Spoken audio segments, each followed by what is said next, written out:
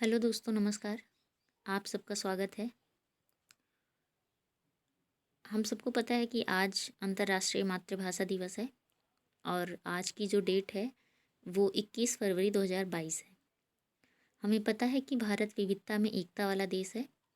यहाँ पर अनेक धर्म, संप्रदाय, रीति रिवाज, सभ्यता, संस्कृति से जुड़े लोग कई वर्षों से जुड़े हुए हैं।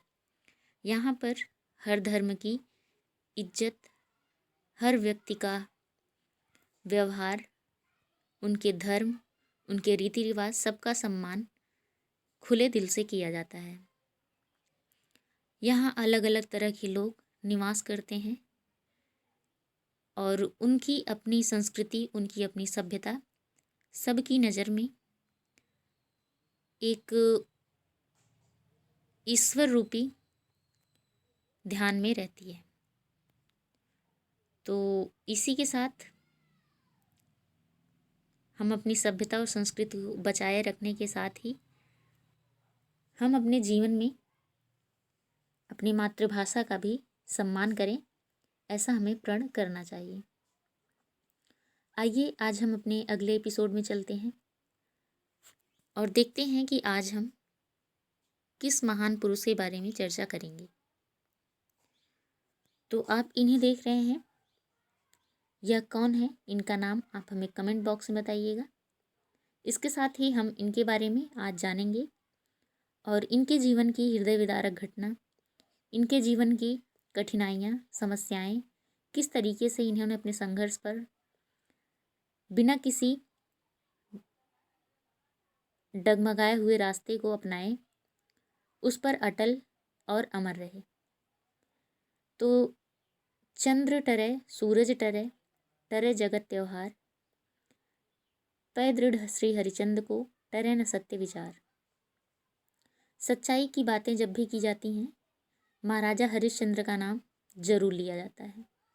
आप देखते होंगे, हम जब अपने आसपास रहते हैं, कोई बात सही या गलत होती है तो घर में भी कहा जाता है कि हाँ, आप तो हरिश्चंद्र हो गए हैं।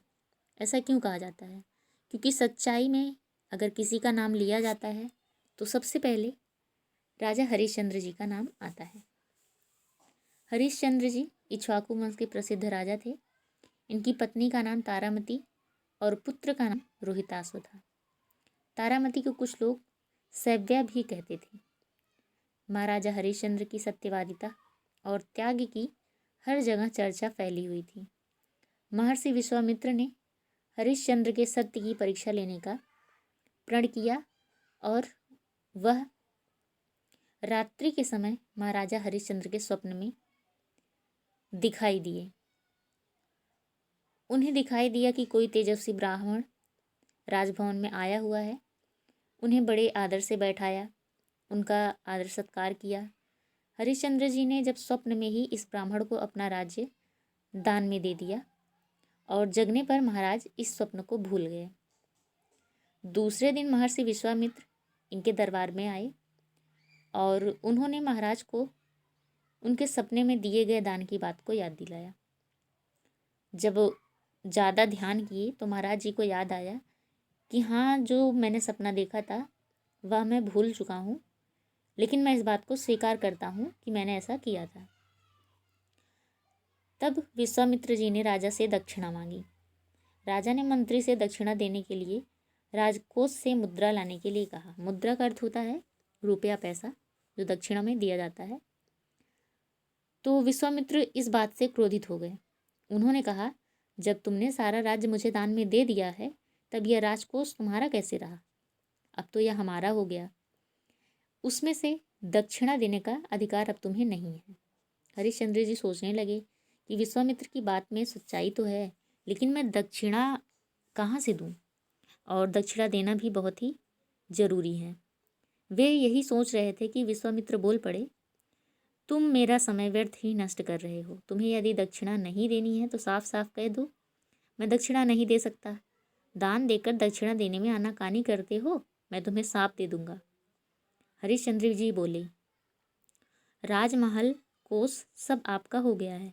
आप मुझे थोड़ा समय दीजिए ताकि मैं आपकी दक्षिणा का प्रबंध कर सकूं। काशी में राजा हरिश्चंद्र ने कई स्थलों पर स्वयं को बेचने का प्रयास किया और सफलता उन्हें नहीं मिली। एक दिन शाम के समय राजा को शमशान घाट के मालिक ने देख लिया। हरिश्चंद्र जी अपनी पत्नी और पुत्र से अलग हो गए। तारामती को एक साहूकार के यहाँ घरेलू कामकाज में लगा दिया और हरिश्चंद्र जी मरघट की रखवाली का काम करने लगे। तारामती, जो कि पहले एक महारानी थी, अब बर्तन मांजने और चौका लगाने का काम की। स्वर्ण सिंहासन पर बैठने वाले राजा हरिश्चंद्र शमशान पर पहरा देने लगे। जो लोग शव जलाने शमशान घाट पर आते थे, उनसे कर वसूलने का कार्य हरिश्चंद्र जी को दे दिया गया। अपने मालिक की डांट फटकार सहते हुए भी नियम एवं ईमानदारी से वे अपना कार्य करते रहे। उन्होंने अपने काम में कभी भी कोई गलती नहीं होने दी। इधर तारामती के साथ एक हृदय विदारक घटना घटी। उनके साथ पुत्र रोहिताश्व भी रहता था। एक दिन खेलते खेलते उसे सांप ने डस लिया और उसकी वहीं पर मृत्यु हो गई।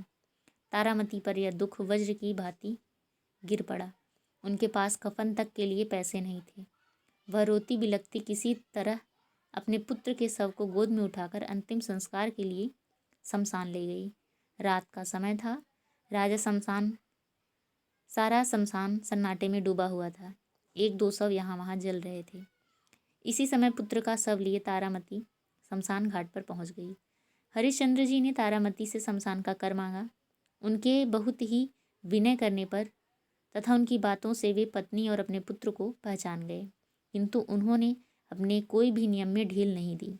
उन्होंने कहा, अपने मालिक की आज्ञा के विरुद्ध कुछ भी नहीं किया। उन्होंने तारामती से कहा, शमशान का कर तो तुम्हें देना ही होगा, इससे कोई मुक्त नहीं हो सकता। यदि मैं किसी को छोड़ दूं तो मैं अपने मालिक के प्रति विश्वासघात कर दूंगा। हरिश्चंद्र जी ने तारामती से कहा, यदि तुम्हारे पास और कुछ नहीं है तो तुम अपनी साड़ी का आधा भाग फाड़ कर दे दो, मैं उसे ही कर के रूप में स्वीकार कर लूँगा। तभी तारामती जी भी विवश हो गई। उन्होंने जैसे ही अपनी साड़ी को फाड़ने की कोशिश की, आकाश में गड़गड़ाहट की आवाज़ हुई। विश्वामित्र जी प्रकट हो गए। उन्होंने रोहिताश्व को जीवित किया। विश्वामित्र ने हरिश्चंद्र को आशीर्वाद देते हुए कहा, तुम्हारी परीक्षा हो रही थी, तुम किस सीमा तक सत्य एवं धर्म का पालन कर सकते हो। यह कहते हुए विश्वामित्र जी ने उनका पूरा राज्य उन्हें जैसे का तैसा लौटा दिया। महाराजा हरिश्चंद्र ने स्वयं को बेचकर भी सत्य व्रत का पालन किया।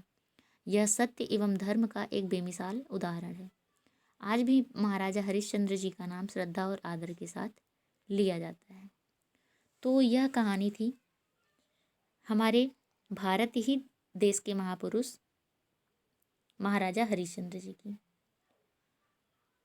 अब आप हमें इस कहानी को सुनकर बताइएगा, आपको इस कहानी से क्या शिक्षा मिलती है और आपको यह कहानी कैसी लगी। इसके साथ ही आप एक प्रश्न का उत्तर भी बताइएगा कि हरिश्चंद्र जी ने स्वयं को क्यों बेचा था। तो आज के लिए बस इतना ही। आप सबको धन्यवाद।